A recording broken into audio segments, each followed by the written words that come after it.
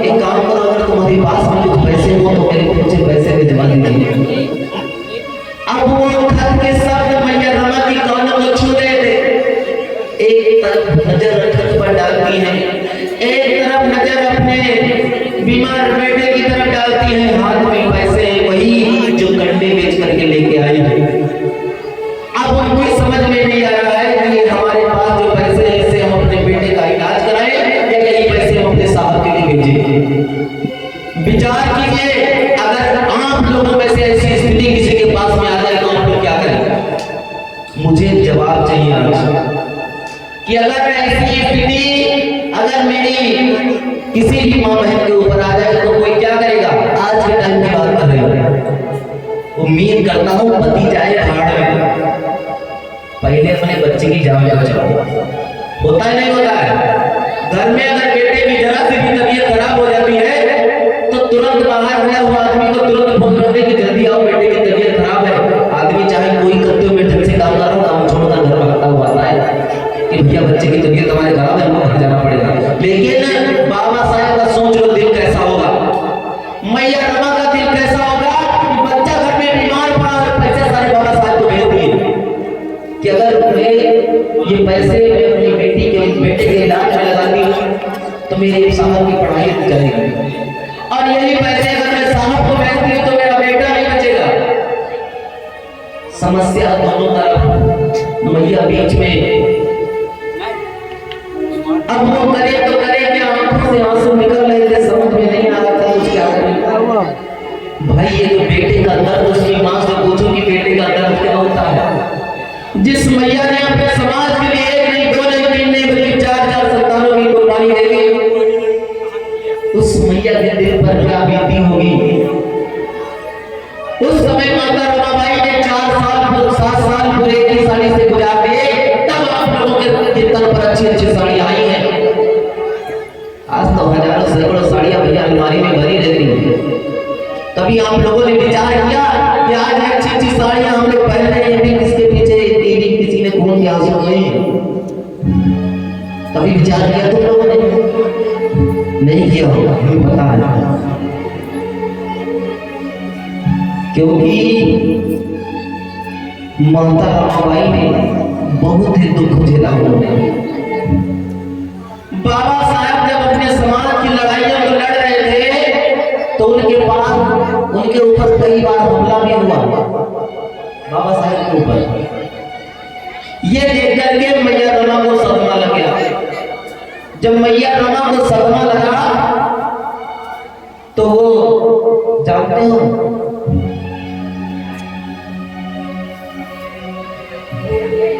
27 मई 1937 में 27 मई 1935 में 37 साल 3 महीने और 20 दिन की होकर के हमारे बीच से हम लोगों को छोड़ करके चली गई। तो ये बात हम लोगों को अच्छी तरीके से सोचनी चाहिए कि मैया रमा का हमारे जीवन में कितना बड़ा योगदान था। इधर जब वो भी बच्चा खत्म हो गया तो मैया आज अकेली रह गई घर पर। एक समय की बात थी, कुर्सियां डाल देंगे दो ही। एक समय की बात थी, मैया रमा जो है घर पर बैठी हुई है, क्योंकि बाबा साहेब माता रमा को प्यार से बाबू कहा करते थे। बाबा साहब मैया रमा को प्यार से रामू क्या करते थे? क्या करते थे? आवाज रामू रामू करते थे। और मैया रमा जो थी वो भी अपने बाबा साहब को साहब का करके बुलाया करती थी। एक दिन की बात थी, मैया रमा जो अपने घर पर बैठी हुई, चलो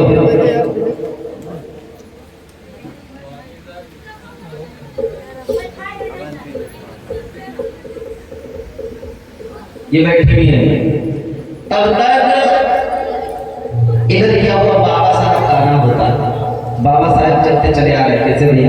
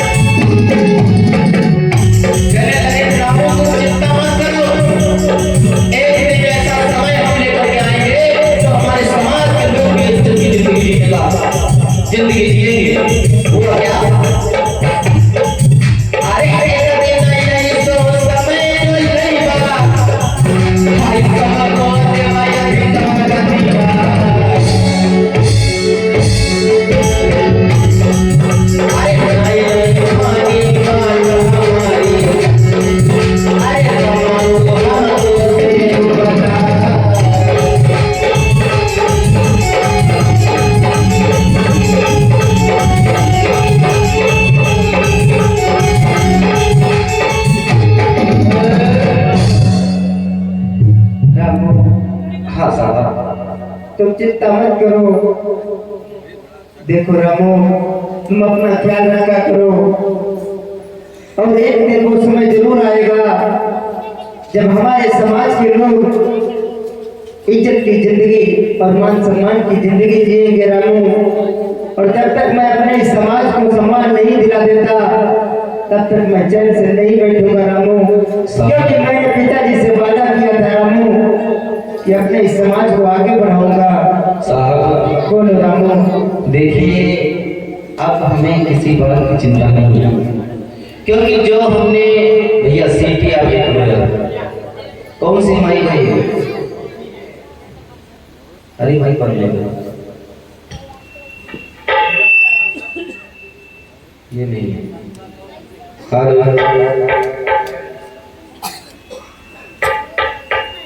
बढ़िया खाएगा गोपालन का इधर भैया रमा कहने के साहब अब हमें चिंता नहीं है, क्योंकि जो हमें खोना था हमने खो दिया। रामू हाँ साहब, देखो बात यह है कि हमारे संतान तो नहीं रहे, लेकिन हम समझेंगे कि यही हमारे समाज के बच्चे, यही हमारी संतान है रामू। तो मैं चाहता हूँ कि अपने इस समाज पर अगर हमारे प्राण भी चले जाएं तो रामू मैं हार तक नहीं करूँगा। इस समाज को जब तक मैं अधिकार नहीं दिला देता तब तक मैं चैन से नहीं बैठूंगा रामू। बोलिए आवाज नहीं निकल रही तुम लोगों की है?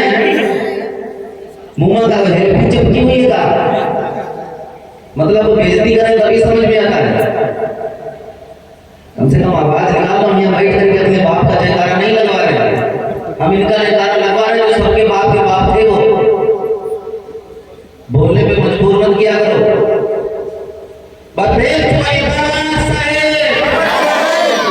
इधर बाबा साहब ने कहा ठीक है, देखिए रामू आप चिंता मत कीजिए, अब मैं कुछ दिन के लिए यहीं पे हूँ। मुझे थोड़ा काम है, मतलब पुणे जाना है, मुझे थोड़ा काम है, पुणे जाना है। और मैंने जो हमारे दोस्त हैं गडकरी साहब उनसे मैंने भी बोल दिया है अब आप चिंता मत कीजिए, मैं यहीं पे रहूंगा कुछ दिन के लिए। उसके बाद में मैं अपनी पूरी पढ़ाई करने के लिए अधूरी जो बची हुई है उसको पढ़ने के लिए आगे जाऊंगा। इधर मैया रमा कहती आप जाइए साहब, मैं आपको नहीं रोकूंगा। ठीक है रामू, लेकिन साहब एक बात याद रखना, बोलो क्या बात है? कहीं भी जाना कहीं भी आना, लेकिन अच्छे से रहना, क्योंकि अब आप भी एक हमारा सहारा और हमारी दुनिया में कोई नहीं है। ठीक है रामू, तुम चिंता मत करो।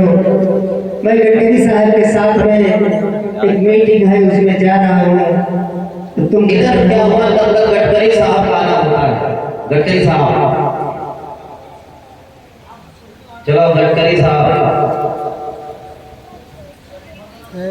देखिए रामू, हाँ साहब, हमारी मीटिंग है जिसमें हमें जाना होगा। हाँ और गडकरी साहब अभी आ ही गए होंगे।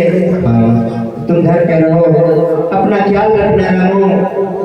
मैं मीटिंग समाप्त करने के बाद तुरंत वापस आ जाऊंगा। अच्छा। लेकिन साहब एक बात बताओ, तो हम क्या कहना चाहते हो? क्या जो आप ये अपने समाजों की लड़ाई को लड़ रहे हैं, क्या ये समाज आपको कुछ समझता है?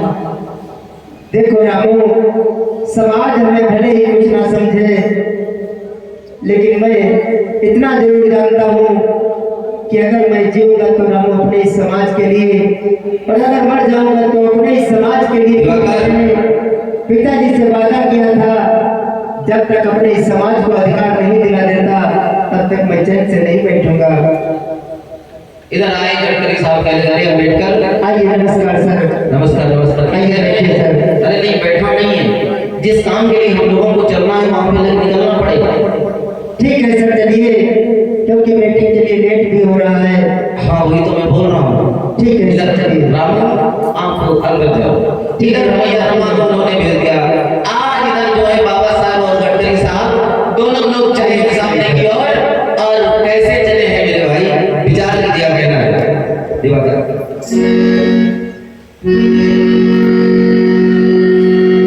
कैसे चले हैं कि चले हैं पुणे को दोनों यार, न पलकी अभी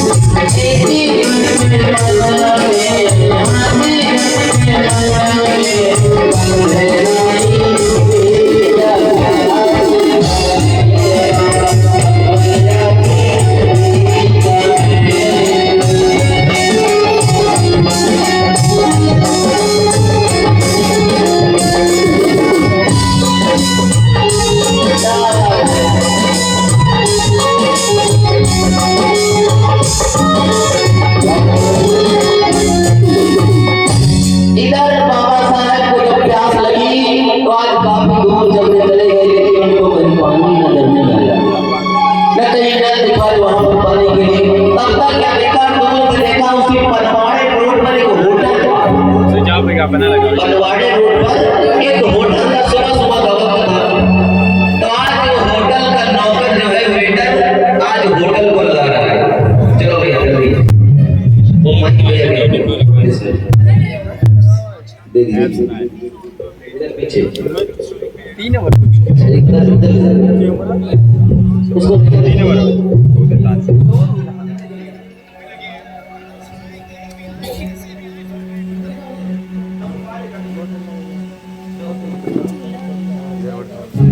आज सामान उठवा दो भैया, अकेला बेचारा ढो रहा है। अरे वाह, मतलब फुल व्यवस्था है। चलते हैं ले आके भाई पहले चलते नहीं दौड़त ही चलते होता तो कहा जाता तो बाबा थक की करो आई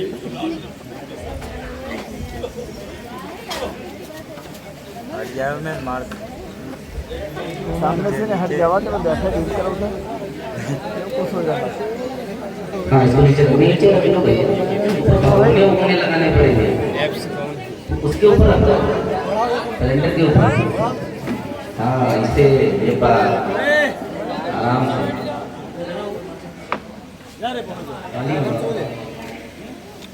महेश पानी तो सो ही रहा है, देखे का हुआ है। लगाओ भैया बेटा।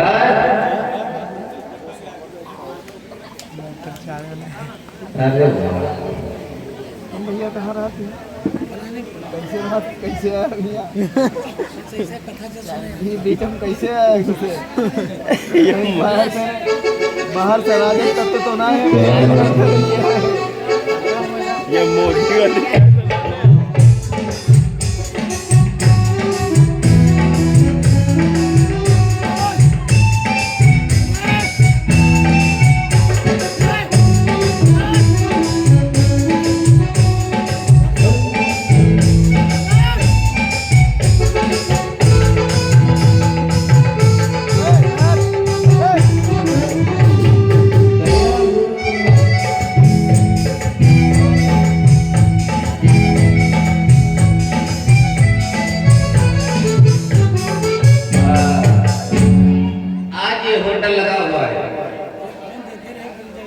तो होटल जब लगा हुआ है तो होटल का वेटर है तो बेटा मैं बताइए माइक दो इसको दिया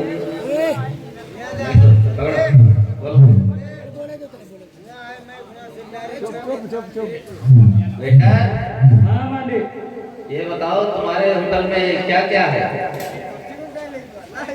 क्या क्या है तुम्हारे होटल में? समोसा है, चटनी है, जलेबी है और मिठाई भी है और बिस्कुट भी है और पकौड़ी भी है, चाय भी है और मजेदार क्या क्या है?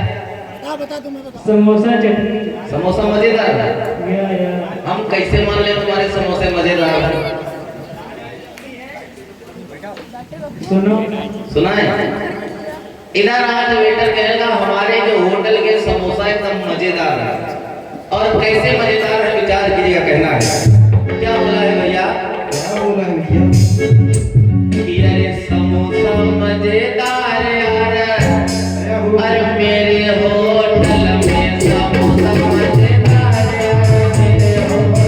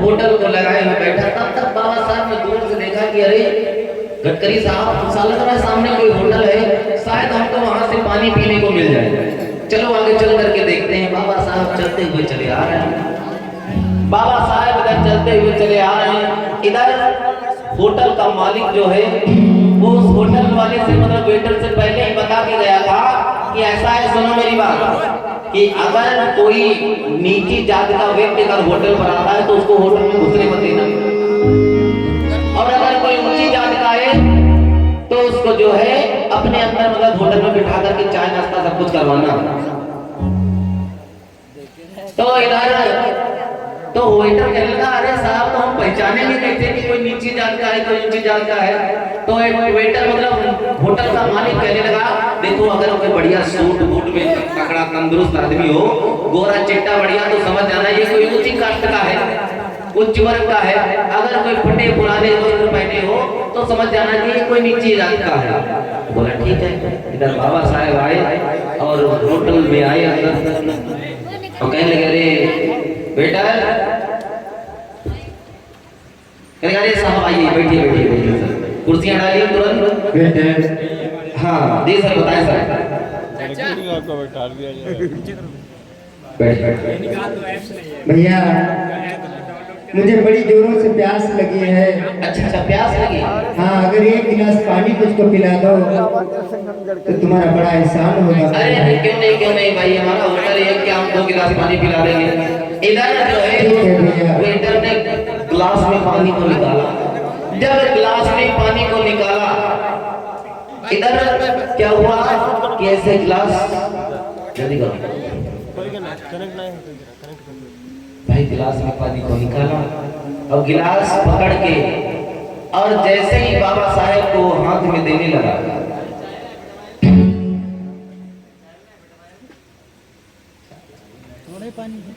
जैसे ही हाथ में देने लगा तब तक क्या हुआ, उस नौकर मालिक